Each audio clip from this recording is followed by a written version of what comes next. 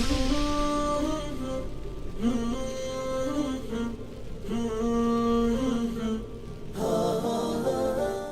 alhamdulillah, wassalatu wassalamu ala rasulillah, wa ala alihi wa sahbihi wa man walah. Amma ba'd, we continue with the Muslim Mindset series, and this week inshallah azza wa jalla we speak about seeking knowledge. Again, we go through some rules and principles and some mistakes that people make inshallah to fix regarding the matters that we speak about. Regarding seeking knowledge, number one, to ensure that you're seeking knowledge is done sincerely for the sake of Allah subhanahu wa ta'ala. That you're seeking knowledge is done sincerely for the sake of pleasing Allah subhanahu wa ta'ala and worshipping Allah azza wa jal. Certain people seek knowledge because they want to become famous in their search of knowledge, or they want to be able to argue with people when it comes to seeking knowledge so they can put it over them, or they want to find out one particular matter in order for them to go and refute someone on that matter. That's the only motivation and concern when it comes to seeking knowledge. Some people, when it comes to seeking knowledge, they'll only seek knowledge when it comes to marrying a girl. Her father's a bit religious, or he likes a particular shaykh, so they go, and it may seem funny, but I know brothers that have done that. Once one of the fathers, he asked me, one of my friends, he said, a guy came to ask for my daughter's hand, and mashallah, he goes to your classes. And I'm thinking, I don't know. I said, oh, mashallah, tabarakallah, which class? He said, Regent's Park. I'm like, 100%. No, I know everyone that comes, especially those ones, the classes were much smaller. I know everyone that comes to my class in my head. And 100% none of them is going to ask for any sister's hands, especially him. So when I found out who it was, I didn't tell the brother, but in my head I said, this guy, I've never, ever seen him at one of my lessons. And again, back then the number was even smaller. I knew everyone on a first name basis. So some people, again, that was a blatant, outright lie. Okay, they came to my classes. Maybe you watched me online, Allahu A'lam, and maybe you can consider that coming to a class if you intended something else. But some people, again, they have ulterior motives for seeking knowledge. Our intention needs to be, we're coming here for the sake of Allah subhanahu wa ta'ala. We're coming here to worship Allah azza wa jal. What is that worship? Number one, the act itself is an act of worship. You coming and sitting here, in and of itself is an act of worship. Just like there is salah, just like there is tasbih, just like there is sadaqah, just like there is reading Quran, just like there is giving da'wah.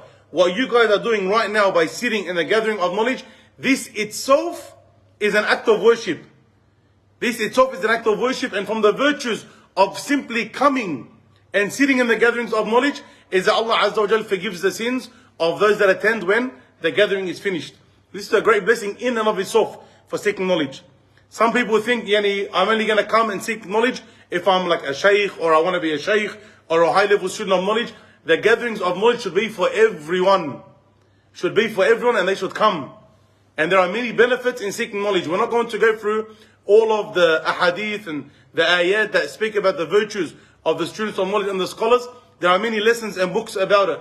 But I encourage every single one of you, whether you're here or you're listening, to ensure you read about them, because wallahi, you will struggle to find a greater act of worship than seeking knowledge. To the extent that the ulama say, after the obligatory deeds, what's better? Fighting in the path of Allah subhanahu wa ta'ala, or seeking knowledge? And imagine to that level, the ulama, they differ. Which is better? Okay? In our time, definitely, seeking knowledge is one of the more practical from those two that you can do, and it's extremely important. Maybe you don't have the opportunity right now to defend the Muslim army. Which one is the Muslim army, etc., etc., etc. Where are we opening up new lands? We don't have a khilafah for that. So no one misunderstands me. We're not saying you need a khilafah in order to defend yourself in jihad, etc., etc., etc. So no one misunderstands. But the point is, you do not go now and open up new lands. There's no new lands to open up under which banner. Now, but one thing that you can do from those two great deeds, without doubt, is to seek knowledge. And it's needed amongst the Muslims. Why? Because just like jihad is there to defend and to spread Islam, you now practically, by learning your religion, you're defending your religion, because you can save it from misconceptions and lies and fabrications, and also you spread it because you're able to give da'wah to others. So you sitting here, in and of itself, is a blessing, and it's an act of worship.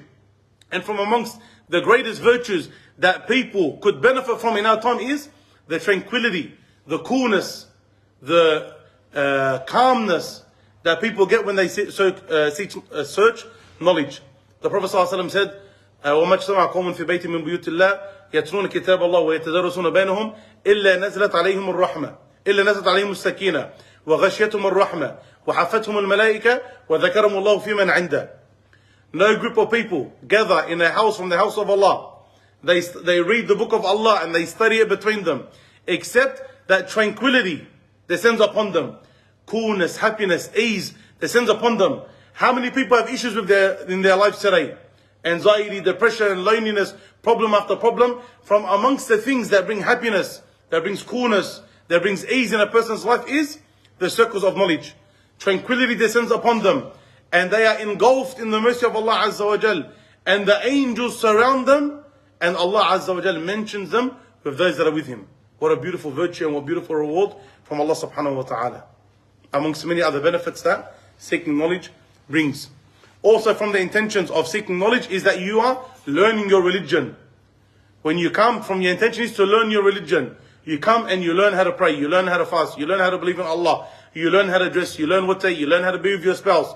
You learn all of these things from the halal and the haram. You learn what to do it, and you learn what to stay away from to stay away from it. Also from the intentions of seeking knowledge which a Muslim should have is to raise ignorance of others. You come and you learn so you can be upright, but also for you to be able to teach others. This should also be your intention when you are seeking knowledge. So do it sincerely with the right intention for the sake of Allah Azza wa Jal. Number two, from the mindset that the people need to have when they comes to seek knowledge is, I need to implement what I learn. I need to implement what I learn. Brothers, this is a big problem. This is a massive problem. We as Ahlul Sunnah, we need to be the best of the best in everything that we do, to the best of our ability. When it comes to knowledge, we should be the best. When it comes to Quran, we should be the best. When it comes to ibadah, we should be the best, to the best of our ability. One of the places that it's not limited to the Salafi da'wah or to the Sufi da'wah or the Tablighi da'wah or any da'wah. This is a problem amongst Muslims, is that people learn and many a time they know right and wrong, but they don't implement it. This is a major issue. A major issue. If you learn something which is an obligation, khalas, in your mind, it's not a question of am I allowed to do it or not? Should I do it or not? It's an obligation, I need to do it. And if it's a sunnah, if it's a recommended deed, do as much of it as you can. Don't be a person who knows it's an obligation, but it's too hard for me. And knows that it's a recommended deed, but he says, oh, it's only sunnah, I don't need to do it. This is not the mentality of a seeker of knowledge. The seeker of knowledge is learning not to stay away, is learning to implement. That's why we seek knowledge. Wallah, it's aib. It's bad on the student of knowledge who learns in order to do less. How? How do you learn in order to do less? You as a student of knowledge, you should learn more so you can do more. That's how the student of knowledge is. Imam Ahmad rahimahullah, he says, I didn't learn a hadith except that I implemented it at least once in my life. Imagine his musnad, big massive compilation of hadith, on top of other hadith that he knows. There's not a hadith that I learned except that I implemented at least once in my life. Even if you have to get out of your way to implement it, make sure you implement knowledge to the best of your ability. With the obligations, there should be no question. No question whatsoever. If something is an obligation, you do it. If something is haram, you leave it. This needs to be the mentality of the believer. وَمَا نَهَيْتُكُمْ عَنْهُ فَاجْتَنِبُوهُ. Prophet ﷺ said, whatever I prohibited you from, stay away from it. For example, if you're a smoker, work towards leaving it. Don't be a person who, mashallah, tabarakallah, you can sit there and argue with a person for 3 hours straight over what is the correct opinion in this mas'ala, but you still smoke. Why? Why? You should be able to fight your nafs in order to leave that. If you're a person who still shows his awrah, you should be leaving that. If you're a person who swears, you should be leaving that. If you're a person who's disrespectful to his parents, you should be leaving that. If you're a person who cheats or steals, you should be leaving that. You knowing the obligations, make sure you do it. Why? Because you're a student of knowledge. Why are you learning? Why are you learning? How are you going to give da'wah? Again, one of the intentions when you seek knowledge, for you to raise the ignorance of others. How are you going to give da'wah to others and you don't implement yourself? Forget the message of is it allowed, is it not allowed. People are not going to accept from you. You want to come and give da'wah to me, brother, focus on yourself first. So make sure when you search for knowledge, when you seek knowledge, you make sure you implement that knowledge. What you hear in the lessons do. If you hear a lesson about patience, and if you get angry, you say, A'udhu billahi minash shaitanir rajim, spit 3 times to your left. If you're standing, sit. If you sit, lay down. Go make wudu. Don't talk. Make sure you implement it. Don't be a person, you're a student of knowledge, tabarakallah. But every time you get angry, the worst of the worst comes from you. The worst of the worst comes from you. Now, where's your implementation of knowledge? You learn all of these things. Why didn't you do it?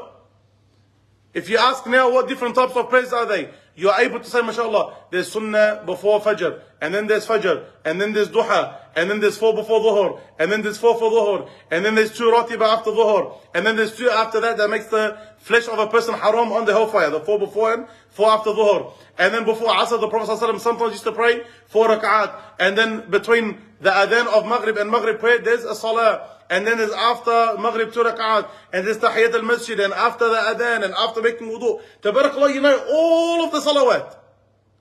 But come to the person's life, he has nothing in it except the 5 daily prayers. Tayyib, where's your implementation of the knowledge? Where's your implementation of the knowledge? You're coming here to learn, to implement.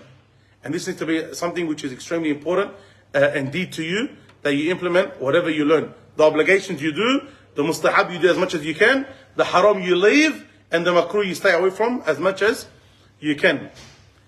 One of the statements from Ali radiallahu anhu, a beautiful statement, that knowledge calls for action. Knowledge calls for action. Either you answer it, meaning you implement the knowledge, or it leaves you. This is something very important to keep in mind. Number 3, I need to continually improve myself and advance in my goals. I need to continually improve myself and advance my goals. Meaning, never be a person who's content with the knowledge that you have. Never say, you know what, alhamdulillah, I know how to join the Arabic letters together. No, don't stop there. Now go, okay, make sure I can read the ayah properly. Don't stop there. Say, now I want to read with tajweed.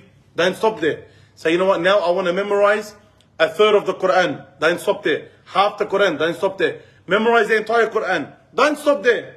I want to memorize with ijazah. Don't stop there. I want to memorize with the different qira'at. Don't stop there. I want to memorize with the qira'at and the tafsir. Don't stop there. MashaAllah, if you're continually growing, have these goals in advance. Never be content. Never say, alhamdulillah, I know the Hanbali madhab from how to make wudu and how to do salah. Allahu Akbar wa alim I am. No. Never ever ever be content. Never be content. Be content with dunya. However we are now with deen, turn that into dunya. Be content with dunya. Look at the people that are below you in dunya. Be happy where you are in dunya. Leave that there. With deen, no, always want more, want more, want more. And the opposite. How we are now with dunya, we want more and we want more and we're never content and we're never happy. And we always look at others that are better than us. Stop all of that and to put it in deen. Allahumma barik, look what he knows. Look what they're able to explain. Look what they've memorized. Always put your level higher. Always put your level higher. So constantly improve. Never be content with where you are and put new goals. A lot of people, where they go wrong is they become content with deen. And this becomes a big problem. And they become lazy. And when you become lazy, you drop off. Ibn al-Qayyim rahimahullah, he said to the meaning that as a believer, you're either going forward or you're going backwards. If you're not going forward, you're 100% going backwards. In our terms, there's no neutral in Islam. There's no neutral in Islam. Either you've got it in drive tabarakah and you're going forward, or if it's not in drive, where you're going? 100% backwards. There's no staying still. So in your knowledge, if you're not moving forward, then you're doing what? You're going backwards. We don't want to be, ya shabab, people who, mashallah, you've been coming for 3 years to lessons. 3 years you've been coming to lessons. But you're the same, if you ask a question, as you were 3 years ago. Or if you're asked to read from the Quran, you're like, oh, I don't know how to read yet. Why? Why, 3 years, mashallah, you've been coming to lessons and you're still at a basic level. Why? A lot of the time because your goals are not there, aslan. Your goals are not there, or you achieved goals that you had before and you stopped. No, continually understand that there's a need for improvement. And number 2, constantly put higher goals for yourself. You achieve it, new goals. You achieve it, new goals, etc. Number 4, from the mindset that the believer should have when it comes to seeking knowledge, is I should want to teach others.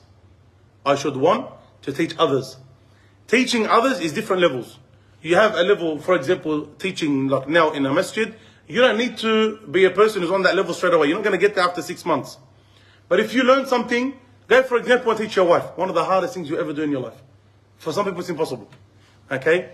Go and for example teach your wife. I learned 1, 2, 3, 4, 5. Teach your kids.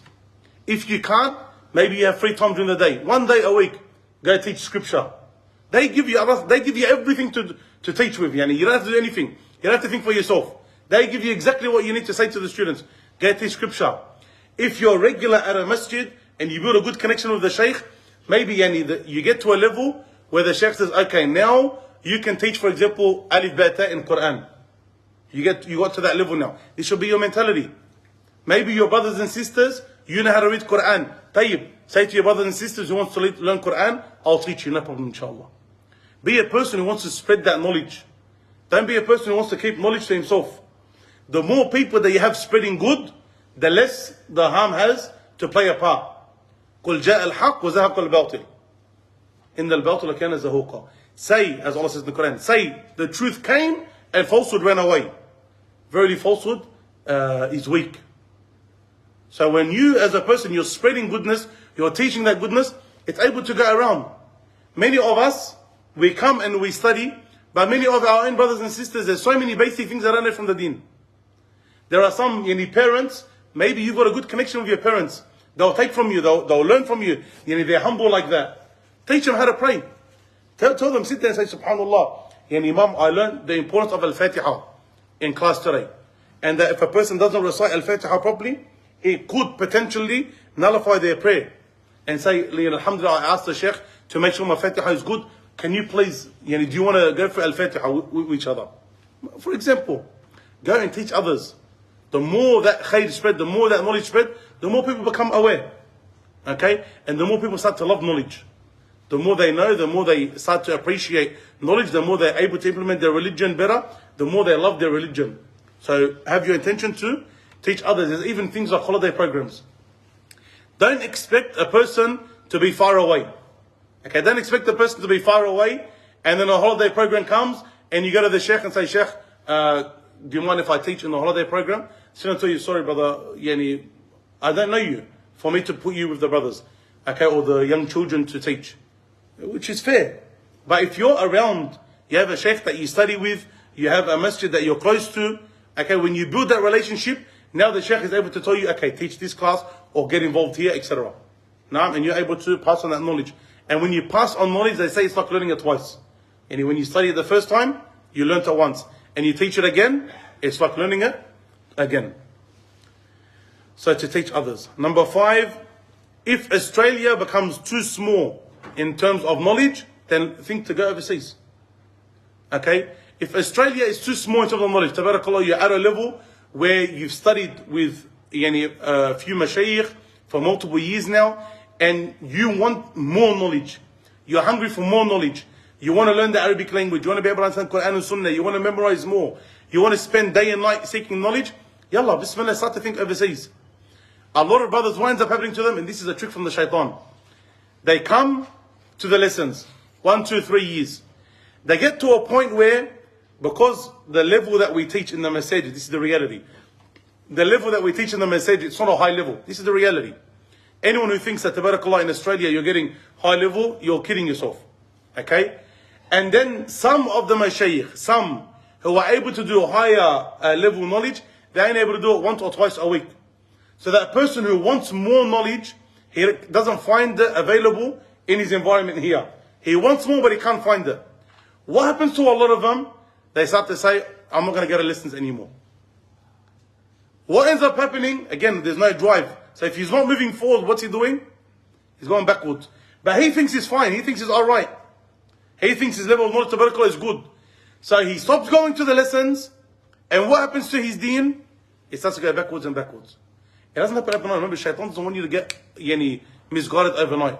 Shaitan has a long path for you, habibi. As long as you die bad, shaitan's happy. If tabarakallah now you're upright, you're seeking knowledge, don't think shaitan can easily come to you and say, Habibi, tomorrow shave your beard, throw your thobe away, yani, put your dance shoes on and go to the city. It doesn't work like that. It doesn't work like that. Shaitan, first it will start, for example, maybe the next 1 year or 2 years, will start to slowly move you away from all the lessons. Then from all the lessons, start to move you away from the masajid in general. Then from the masajid in general, start to move you away from your sunnah prayers and your Quran. Then he'll start to slowly attack your fard prayers. This could go on for 10 years before you actually fall into any major sins. But the shaitan's patient. The shaitan knows he's got until when? Until the day of judgment. The shaitan's not in a rush. So if you find you're at a level where, man, Australia is too small for me now, I'm not getting the level of knowledge that I want, say no problem, barakallahu feek. If that's your level and you want more knowledge, yalla, go and actually think about going overseas. At least to learn the Arabic language. At least to learn the Arabic language. Yani, in English, you're able to get that much. You're able to get that much in the English language. That's the reality. Maybe that much. But in Arabic, doors and doors and doors and doors are open for you. Doors kilometers wide are open for you. Even if you learn the Arabic language and you came back to Australia, what you're able to do with studying with Mashaykh online and listening to recordings online and explanations online and universities online, and what you're able to sit with the Mashaykh here and do, you're looking at two completely different worlds. Two completely different worlds. Okay? The English language, it's in terms of what's translated and what you understand and benefit from, and what's available in terms of lessons, open lessons, and even sometimes private lessons what you have access to, is very limited. It's getting better, but it's still very limited. But if you know the Arabic language, and it will take you 1 good year minimum. If you haven't had 1 good solid year of you studying Arabic privately with a good teacher, 1 good year, you'll get to a decent level. Where you're able, even if you had to come back to Australia, where you're able to continue from here. So this should be in the mindset. If you're at that level, tabarakallah, yalla, bismillah. What are you waiting for? Okay, guys, sew whatever you need to sew, do whatever, not haram. Sew like your car. Sew your car and stuff like that. Guys, sew whatever you need to sew, and prepare yourself, and get to a country like Egypt. Get to a country like Egypt. Okay, where you get a teacher, you get an apartment, it doesn't cost you that much. Okay, if you're by yourself, probably the whole year, you can probably get away with $10,000 for the whole year. Naam, for if you and your family, a little bit more. Okay, but it's not, wallah, crazy expensive. Now, and subhanAllah, for the majority of people, if you do that, what ends up happening, you start to love knowledge more. Even if you said, I want to go for that 1 year. A lot of the time when you start to realize what's out there in the Arabic language, think, Allahu Akbar, man. What am I going to do just 1 year for? You want to stay more, and you want to stay more, and you want to stay more. And knowledge is an ocean with no shores. It doesn't end. You just want more and more and more and more and more. And the more you learn, the more you realize you know nothing. The more you learn, the more you realize you know nothing. So you just want to study more, and you want to be with the ulama. You want to be with the ulama. Guys, speak to any student of knowledge, any sheikh that you see. Doesn't matter how old or young he is, and let him talk to you about his da'wah, and let him talk to you about his days when he was full-time student of knowledge. Like full-time overseas studying. One, he's talking about da'wah, he's like a little bit depressed. Let him talk to you about student when he's seeking knowledge, wallah, he's about to start crying. Why? Because of how beautiful the feeling is. Okay, it's a different feeling altogether. So for those that Australia's too small, no problem. Bismillah. Look to go overseas so you can advance in your knowledge, especially beginning with the Arabic language. Number 6, you need to study under learned, experienced mashayikh. You need to study under learned, experienced mashayikh. If you can get to the bigger, the older mashayikh, do so. If you can get to the older, bigger mashayikh, and they speak English, okay? And believe me, the more students they have around them, the more they'll talk in English for you to understand, okay? Go and sit with them, because what you're going to learn in that one lesson, just from their character, from their experience, you can't buy experience. No matter how much you read of something in a book, you never, unless you've got that experience, there's no substitute for it. Now, for example, at my age, I can give you theoretic knowledge. Go and sit with someone who's 50 years old or 60 years old. When they speak with more knowledge. Not only that, but they speak with double the life experience that I have. So what you're going to get out of a person like that is 1 billion times better than what you're going to get out of me. So when you learn from someone, make sure you learn from someone who's learned and experienced. If you can't get to that person who's learned and experienced, then bare minimum someone who's learned. And you only learn of someone who's been given permission to teach. You only learn of someone who's been given permission to teach. Because we have this big problem. Here in Australia, anyone can say whatever they want. Right now, if you are really bothered, you can go open up your own masjid. And you can get a microphone and get a social media page and sit and talk. Right, wrong, doesn't matter. Halal, haram, doesn't matter. The people who told you, yani, brother, what you're saying is wrong. Someone else will tell you, brother, at least he's trying. Yani, it's fawda. It's fawda. In a lot of Muslim countries, not anyone's allowed to talk. The ulama and the mashaykh, they cut this person off 100%. You've got yani, certain places, if a person speaks out of line, the whole area gets around him and stops him and say, you're not allowed to talk anymore. You're not allowed to talk, Habibi. Why? Because you're not learned. Who gave you permission to teach? What you're saying is destroying people. It's wrong. It's taking them to the hellfire. Here in Australia, you don't have that. Here in Australia, especially with social media, people say what they want, do what they want. The more better and flashy and glossy your videos are, that's the level of knowledge that you have. Tabarakallah, this guy's like Shaykh al-Mashayikh. Why? Because he does TikTok filters. Allah yahdi. Now, you got someone else, tabarakallah, the guy's a mountain. The guy's a mountain, not a mountain. He's the Himalayas, tabarakallah, in knowledge. But because yani, he doesn't have people around him doing his yani, TikTok videos, I'm sure. Oh, that Shaykh, oh yeah. Inshallah khair. La, you want to go to someone who's, if he's not learned and experienced, then he's been given permission to teach. People that speak and they're not qualified to speak, wallahi al-azim, they destroy, not only destroy an individual, they destroy societies. And unfortunately, there are a lot of them today. So just be very careful who you learn from. The Salaf would say, Inna hadha ilma deen. Verily, knowledge is religion. So let one of you be careful who you take your religion from. Be very, very, very careful. That you don't just take it off anyone. Make sure the person has been given permission of those who are older and more experienced. Number 7, never leave a lesson except due to not being able to attend, real emergencies, and or something better. You in your head, if you're a beginner, need to say, and this is my advice, not shara, this is my advice. 3 lessons minimum a week. 3 lessons minimum a week. 1 lesson in Quran. Don't tell me, tabarakallah, you want to seek knowledge and you love knowledge if you don't know Quran.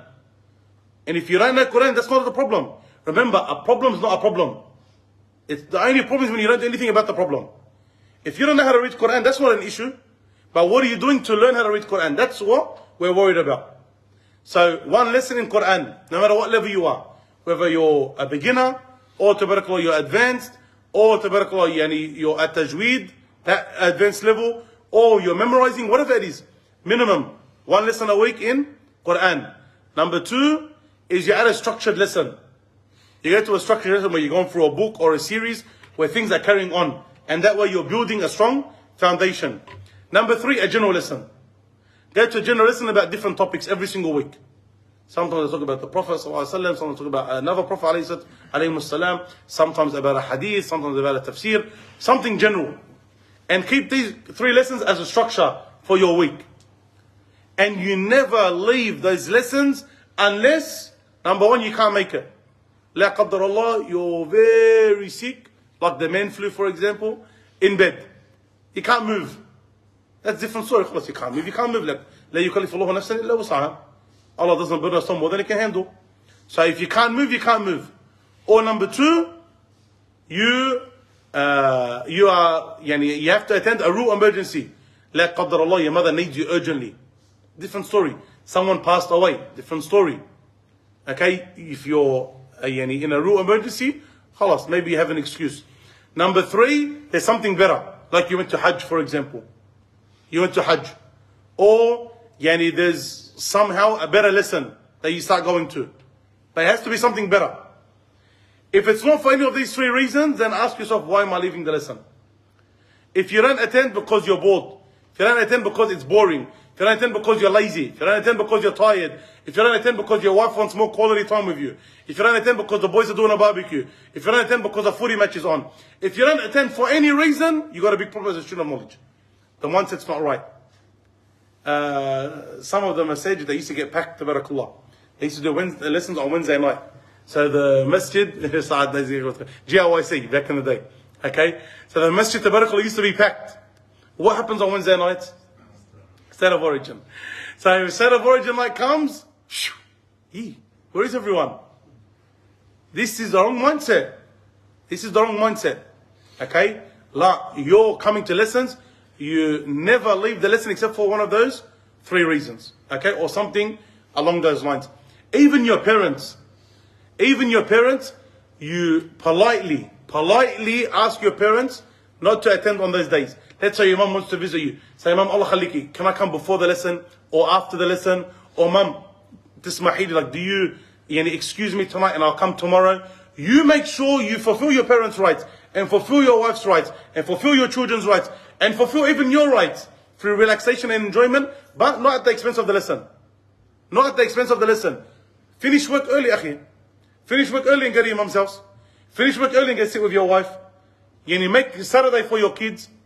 Do what you need to do in order for you to make sure that you're building yourself when it comes to seeking knowledge.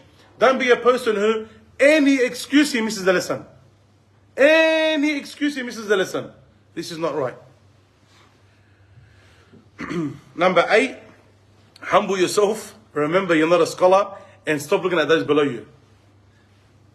This goes a little bit in what we mentioned before about constantly wanting more and advancing your goals. One of the big issues human beings have is that we don't humble ourselves. We don't humble ourselves enough. من تواضع لله رفعه الله. Whoever humbles himself for the sake of Allah, Allah Azza elevates this person. They give the example of, for example, a fruit on a tree. The more ripe it becomes, what happens to it? The more low it becomes, closer to the ground. The weight when it comes out of the ground. If it's empty, it stays upright. When it gets filled, with the weight, it starts to go closer to the ground. It humbles itself. Similar to the human beings. Similar to the human beings. The more you become, the greater you become, no matter what it is, the more humble you should become, especially when it comes to seeking knowledge. Don't become a person of arrogance because you learned something. Never. Don't become arrogant in front of your parents. Don't become arrogant in front of your brothers and sisters. Don't become arrogant in front of your relatives. Humble yourself. Say Alhamdulillah that Allah Azza wa blessed me with knowledge. And be humble about it. Teach them to the best of your ability. When you see someone with a disability, and you say, Alhamdulillah, afana. All praise is due to the one who saved us from that calamity.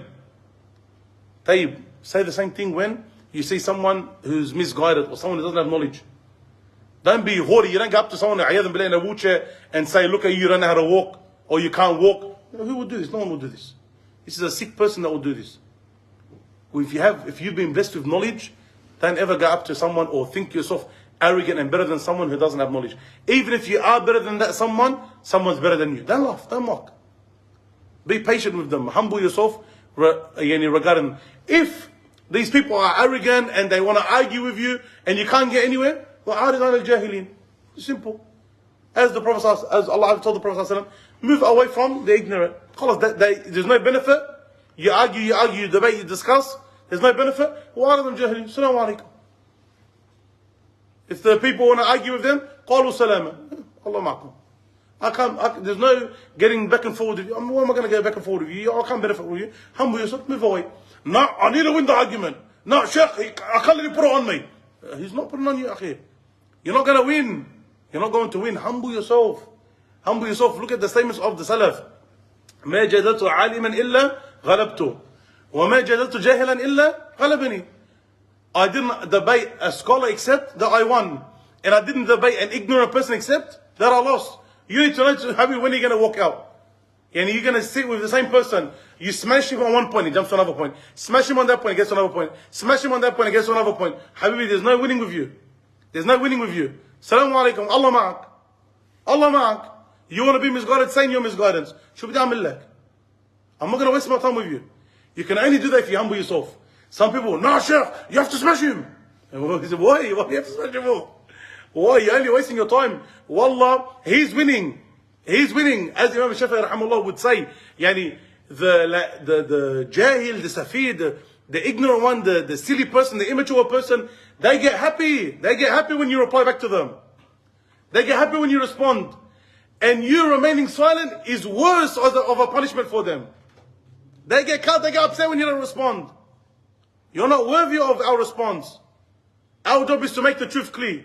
Ahlan wa sahlan. Whoever wants to come, ahlan wa sahlan. Whoever wants to discuss with truthfulness and sincerity, with a platform in front of us where we build upon, ahlan wa sahlan. But to go left and right and up and down, and the truth is in front of you, you don't want to accept, Allah ma'ak. Allah ma'ak. We're not obliged to force you to force the truth. We're obliged to make the message clear, to make the message available. These people, this is what they want. It does not befit, as the poets say, it doesn't befit the lion to respond back to the dogs. It doesn't befit the lions to respond back to the dogs. Yani now, don't they say your parents, مَتْحَتْ عَلَكْ بَعَقْلُهُ? Yani now, for example, your 2-year-old cousin comes and he points his tongue at you. What are you going to do? You're going to smash your little 3-year-old cousin? I'm just a 3-year-old. Your mom tells you, مَتْحَتْ عَلَكْ بَعَقْلُهُ. Don't put your mind in his mind. Move away. Live your life. Until you're a man. Until you're going to go put your head in with little kids because they said something, or they wrote something, or they posted something. Why? Move on. Move on. Let them embarrass themselves. Let them build a case with Allah Azza wa Jalla against themselves. Let them do what they want to do. No problem. But the only way you can do that is if you're humble. You have to be humble. If you have pride and arrogance, no, you're like, no, I'm going to do it. I don't care what happens. So you go back and forth, back and forth, back and forth all night, all morning. What happens at the end? You didn't benefit, they didn't benefit. You wasted precious time. You have to humble yourself. You have to humble yourself. Also, part of humbling yourself is to realize what level you're on. Be very careful with your words. Talking about mashaykh or ulama. Be very, very, very careful. Especially ulama that the ummah agrees are great people. For example, the Hanafi madhab. The Hanafi madhab, yes, a lot of there's difference of opinion between the other 3 madhahib and the Hanafi madhab. And when you go through usul al-fiqh, inshallah, you will know very easily why. But to disrespect the Hanafi madhab or Imam Abu Hanifa rahimahullah, it's a problem. It's a problem. Don't be disrespectful because you have a bit of knowledge. Be very, very, very careful of being disrespectful. Or other mashaykh or other ulama or other opinions. Be humble. You're not a scholar. Know your level. If someone tells you an opinion, that's like, you guys are all retarded. What the heck? What an idiot. Like, nah. Say Allahu alam. Say Allahu alam, I don't know. So I'll ask, I'll get back to you inshaAllah. You have to be humble as student of knowledge. You have to remember this is a gift from Allah Azza wa Jal. What you know, preach, no problem. That which you don't know or that which you disagree with, just be careful of jumping the gun. Because it happens to a lot of students of knowledge. Sometimes they'll mock something and it's actually correct. Or sometimes they'll mock something and the vast majority of scholars are on their opinion. So just be careful. Even if you disagree for whatever reason, you disagree, maybe you were taught it's not the strongest opinion, but you don't mock the other opinion if there's validity to it. Also, when it comes to knowledge, don't look at those below you. Don't look at those below you and say, look at this guy. Look, Allahumma barik wa alim I am, because look at all these duds. And he come to Salat al-Jum'ah, this is the reality. Come to Salat al-Jum'ah and a minimum of 90% don't know how to read al-Fatiha properly. This is the reality. A minimum of 90% don't know how to read al-Fatiha properly. Tayyib. Don't look at them and say, Allahu Akbar, what a scholar I am.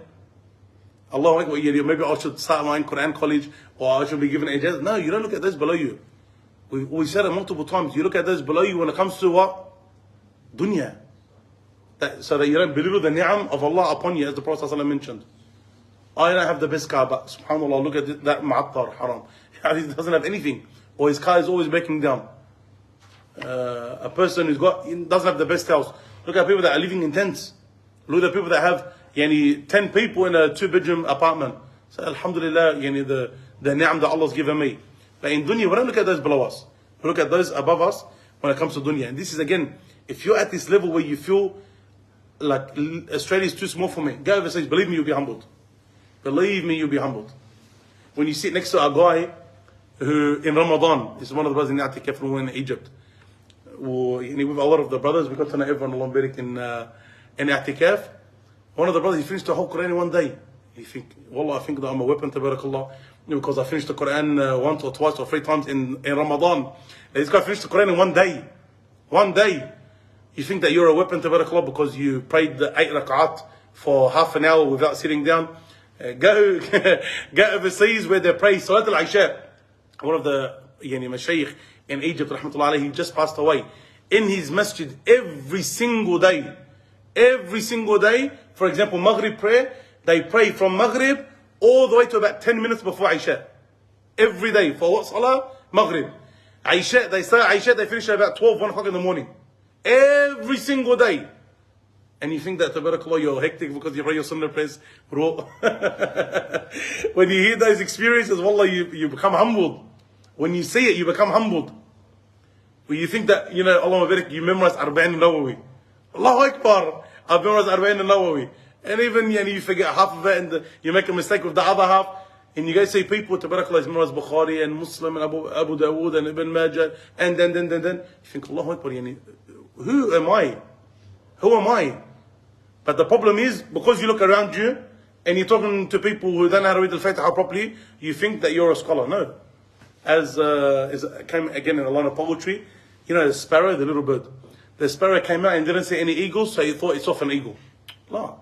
You're a sparrow. You stay a sparrow. But when you know that you're a sparrow, you know that you're a sparrow. When you go overseas and you get humbled. Even don't go overseas, stay here. Say, I'll take you to some Shaykh here in Australia, who they like revise 2 ajza of Quran from memory. And other Mashaykh that will memorize 1/3 of the Quran from memory a day. This is just revision. And then other qira'at. And then ahadith, they'll memorize maybe they've memorized, for example, one of the books, it's got maybe about 2,000. Like in the holidays, they revise it. It's like enjoyment for them. They revise it from memory. You haven't even heard 2,000 ahadith. Now, but when you're around it, again, you're humbled. You're humbled. Don't look at those below you.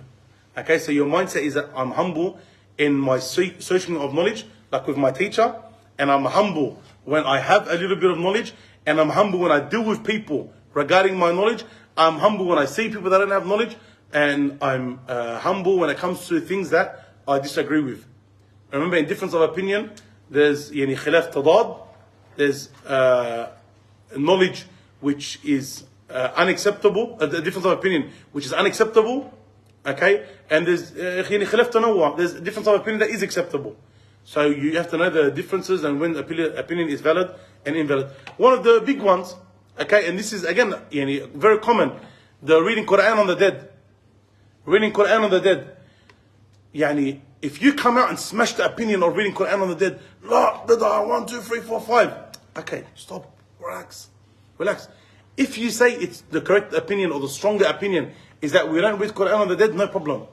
But to say bid'ah and wrong and they're stupid and they're dads and ma sure, okay. Imam Ahmad rahimahullah allowed reading Quran on the dead and gifting it to the dead. And Imam Abu Hanifah rahimahullah allowed it. These are ulama from the Salaf. Ibn Taymiyyah rahimahullah allowed it. He allowed to read Quran on the dead or to gift the Quran as an action to the dead. Just like you can make dua for them, you can give sadaqah on their behalf, you can also read Quran on their behalf. To say, I don't believe it's the correct opinion, no issue. Even Ibn Baz rahimahullah, when he talks about it, he says, we believe that what is better is to leave it, what is stronger is to leave it. But he actually mentions, but we don't say it's bid'ah, we don't say it's an innovation. Why? Because those ulama have the evidences for it. They have the evidences. That's an evidence. You believe yours is stronger, no problem. But does it mean that they're innovators for doing it? No. It doesn't mean that they're innovators. So to understand what difference of opinion is acceptable, what difference of opinion is not acceptable, and how we go about that difference of opinion. Okay, all of this is very important. And that only comes through humility. Number 9, read yourself, research yourself.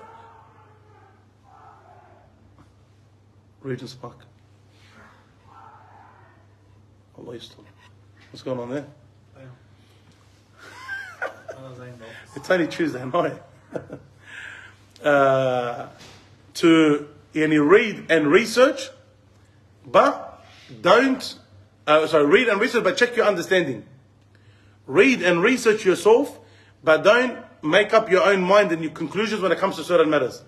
make sure that you read and you research, but you check your understanding. For example, and this is very common overseas, so you have a shaykh, and that shaykh has his students. So for example, they'll read a book. He'll give them a book, and this is what you guys go through. So they go through and they read it, but then they have to come and they have to mention what they understood from the book. And if they have any questions, they ask. Because what happens with a lot of people, they read a matter and they understand the incorrect. And this is a big problem. Even, I can't remember a specific example right now, but even one of the fiqh books that we're going through, one of my mashaykh. So in the Arabic language, it mentions something, and the Shaykh explanation, he explained it differently. So I said to the Shaykh, I said, if you didn't explain it that way, the way you explained it, and correct my understanding, this would have been a musibah. And if I just read it and took the understanding like that, this would have been a catastrophe. Okay, let alone someone who doesn't study at all, or has a very basic understanding of the Arabic language, or is reading in English, for him to take and understand it and think that that's correct. Very, very, very, very, very dangerous.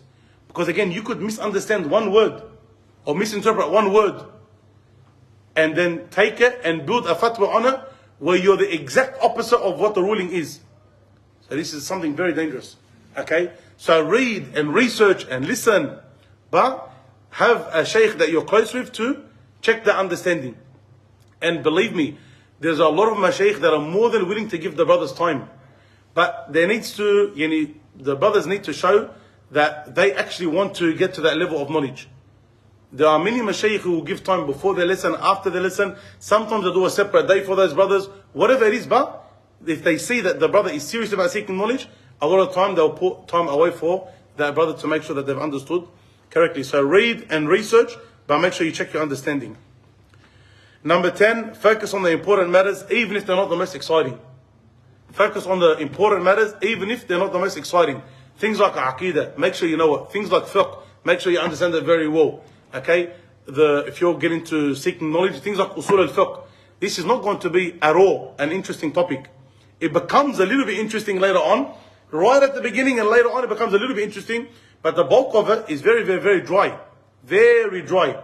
If you hated maths in school, you're going to hate things like usul al-fiqh. Okay? But it's very, very, very important for the person to know. Tajweed. Tajweed is not an easy science to learn straight away, if you don't know how to read Quran at all. Okay? So you need to know. But it's not the most exciting, but it's something you need to do. If you know that foundation properly, then you'll be able to achieve. You're able to work on it, inshallah. But if you don't know the foundational stuff, then it's going to be very hard for you to understand it later on, or to do anything good with your deen and knowledge later on. Okay, you're going to fail. All the time you're going to fail. If you look at anything in life, you have to learn the basics first, build on the basics. Okay? Same thing with deen. Learn the basics first, the foundational principles when it comes to knowledge first, then you build on that. Even if it's dry, even if it's bitter, you make sure you keep on doing it. Keep at it, keep at it, keep at it, keep at it, keep at it, and then you enjoy it, inshallah. Sometimes you have to force yourself to do things that you don't like until you end up loving it. Okay? A lot of people that start, for example, a particular sport, at the beginning they hate it. They're not good at it, they're clumsy, they're sore, but then they keep on doing it, keep on doing it, keep on doing it, until they get to a point where they can't live without it. Very similar to the deen. The deen, whether it's ibadah or it's talab al-alam. You need to keep on doing it, keep on doing it, keep on doing it, until it becomes not a part of your life, but it becomes you. It is who you are. Okay, and knowledge, inshallah, azza wa jal, will give you that. Number 11, and this is a massive one, learn the etiquette of seeking knowledge. There's a book, The Etiquette of Seeking Knowledge, learn them. Okay, learn the etiquette of seeking knowledge. A lot of us, we don't learn the etiquettes, and so we have problems in our search of knowledge.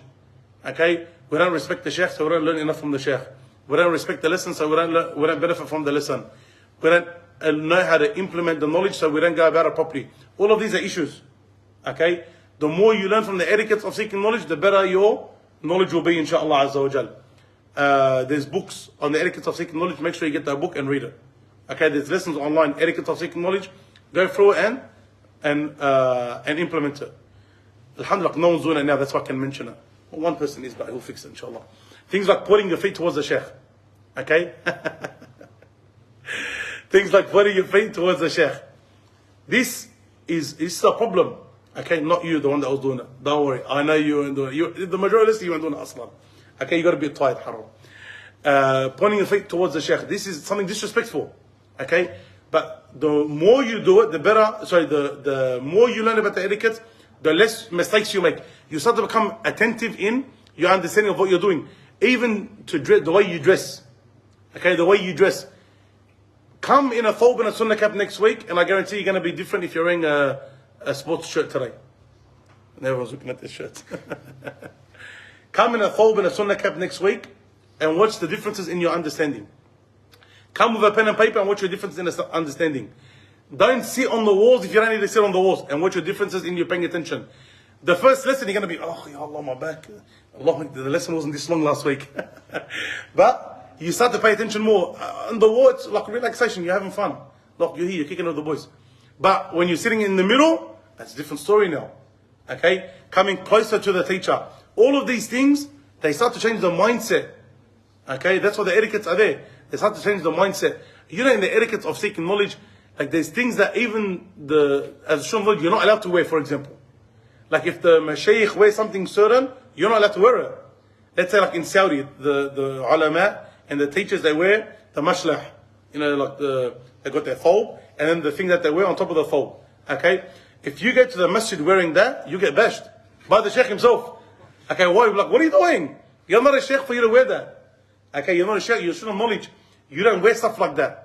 So, like to that extent, on the mindset. If you look at Saudi, for example, you will notice that a lot of the mashayikh, they don't wear, they wear the ghutra, they don't wear the aqal, the black thing that holds it down. It's not haram, it's not a problem. It's not sunnah or not sunnah. But it became to the extent that the student of knowledge doesn't wear the aqal. He wears the ghutra, but no aqal. So if a person is a student of knowledge, you find he doesn't wear it. If he's not a student of knowledge, you find that he wears it. Again, it's all in the mindset. It's in the mindset. Everything is important. When we were in Saudi, so there was one of the Indonesian brothers, he was called Ibn Umar. And he had, mashallah, memorized the Quran, and he had memorized Sahih Muslim, and he had memorized Sahih al-Bukhari. Okay? And we would all pray at the same masjid, and I would be there also. If the sheikh wasn't there, okay, the sheikh wasn't there, so one of the Saudi regulars, he would want to put an imam forward. So I would go because we're studying in Saudi, so this is again something with the etiquette, that if something is known as a student of knowledge in that place, you should go with it. So I would wear the ghutra. In Medina, you find, if you go to Medina, you find the students of knowledge, they're not as strict with it, because there's a lot of different nationalities, and there's always foreigners in Al-Madinah and Mecca, so they're not as strict with it. Go to a place like Riyadh, or go to Al-Qasim, where I was studying, if you don't wear that, you're not a real student of knowledge. So we're in the masjid, and brother Ibn Umar, he wouldn't wear the ghutra, he only wear the sunnah cap, and I would wear that. There's no way, it's impossible that they'll ever put him as imam. Impossible, even though he was more worthy, because he had memorized more.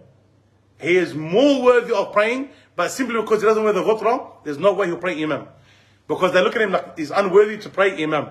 Simply because of the ghutra. Now you may say, that's a little bit extreme. Maybe extreme for you here. But over there, this is the etiquette. This is the etiquette of how a student of knowledge should be. Even the short sleeve thobes. So the short sleeve thobes in a lot of Arab countries is like a pyjama. It's like PJs. You wear it in your house. You don't wear it to the masjid or outside of your house. It's considered rude. Some countries, it's like Lebanon, it's a lot less. Egypt, it's a lot less. But in a lot of the Arab Khaliji countries, especially Saudi, you wear a short sleeve thobe to the masjid, like this guy's wearing his pajamas. So the Filipino brothers, haram, a lot of them, they're from very poor country, and many of them, they're very poor. So they would go to the masjid in like what the brother's wearing. Okay, just a short sleeve thobe. And some of the Saudis started to talk to the mashayikh and the other brothers.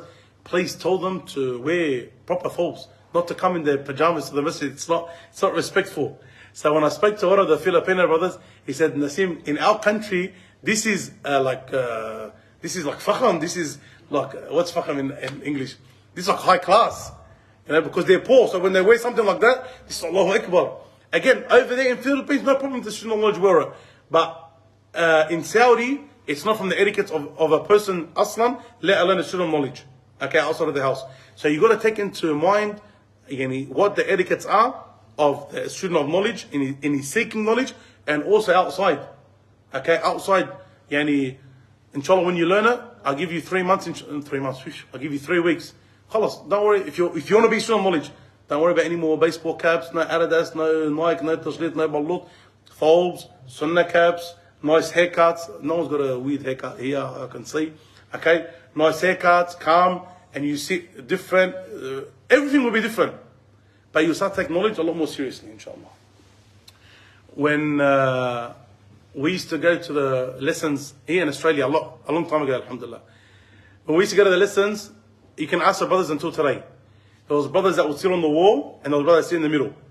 I would go around to all the brothers on the wall, and I'd be like, get off the wall, get off the wall, get off the wall, get off the wall. The brothers that stayed on the wall until today, they're still in the lesson, sitting where? On the wall. All the brothers that sat in the middle, they're all what? They're all mashaykh now. Allahumma barik. Okay? So inshallah, you want to be serious? Make sure you sit in the middle, like Allahu Akbar. Takbir. You sit in the middle, inshallah. Again, it's going to help you take it a lot more seriously, inshallah. The final one is to realize that lessons and seeking knowledge is not entertainment. It's not entertainment. Yes, there's beauty in it, there's joy in it, there's tranquility in it, there's fulfillment in it, but we're not here as a Hollywood movie. The Shaykh, the student of knowledge, the da'i, when he comes to give a lesson, he's not here to compete with Hollywood. I am not going to be able to compete with a $500 million film. I don't have special effects. I don't have explosions coming here and lasers coming. I don't have that. Don't expect to come and be entertained. If, Allahumma barik, the student of knowledge or the da'i or the Shaykh, mashallah, he can give the lesson with the entertainment and with the information and be entertaining, Allahumma barik. But inshallah, he's as dry as the Sahara Desert. But he's giving you the information that you need, go. Entertainment is not what we're after when we come to seek knowledge. Some people, if the Shaykh's boring, they're not going to come. Wrong. If the Shaykh is knowledgeable and you're benefiting, go. Even if it's monotone, it's hard. So Shaykh, wallah, it's hard to sit there for an hour. No problem, follow your nafs. This is how you build yourself. Like imagine a guy that wants to go be a bodybuilder, and he says, oh, I can't pick up that dumbbell, it's too hard. That's the whole point. That's how you build yourself. You can't sit on 3 kilos your whole life and expect to achieve goals. No. Same thing with seeking knowledge. You want to achieve those higher levels, then you need to be able to put up with things like that. Yeah, your back hurts, your knees hurt, you're tired, it's very slow, no problem. If it's beneficial knowledge, they go and take it. Okay? Some people, again, that mindset is, nah, bro, wallah, he's boring. That guy's giving a talk. Go in the other masjid today. No. It doesn't matter. Boring, not boring. Information, good information, you're a student of knowledge, you go and you get it, inshallah. Just to recap on some of the points that we mentioned regarding the mindset of the student of knowledge. Number 1, that you do it sincerely for the sake of Allah subhanahu wa ta'ala, to get closer to Him, to learn your religion and to teach others. Number 2, to make sure that you implement what you learn. Number 3, that you are continually working to improve yourself and to advance in your goals. Number 4, to want and work towards teaching others. Number 5, if Australia becomes too small in terms of seeking knowledge, then look to go overseas, beginning with the Arabic language. Number 6, you need to study under learned, experienced mashayikh. Number 7, you never leave a lesson except due to not being able to attend, rule emergencies, and or something better. Number 8, to humble yourself. Remember, you're not a scholar, and stop looking at those below you. Stop looking down at them. Number 9, read and research yourself, but always make sure to check your understanding. Number 10, focus on the important, even if it is not the most exciting. Number 11, learn the etiquette of seeking knowledge. Number 12, understand that the lessons are not entertainment. Yes, they may be fun at times, but don't go for entertainment because you're never going to reach those levels of Hollywood. Go because you want to learn, even if it is a little bit harsh. هذا والله أعلم. صلى الله عليه وسلم محمد وعلى آله محمد وصحبه أجمعين. Any questions, brothers?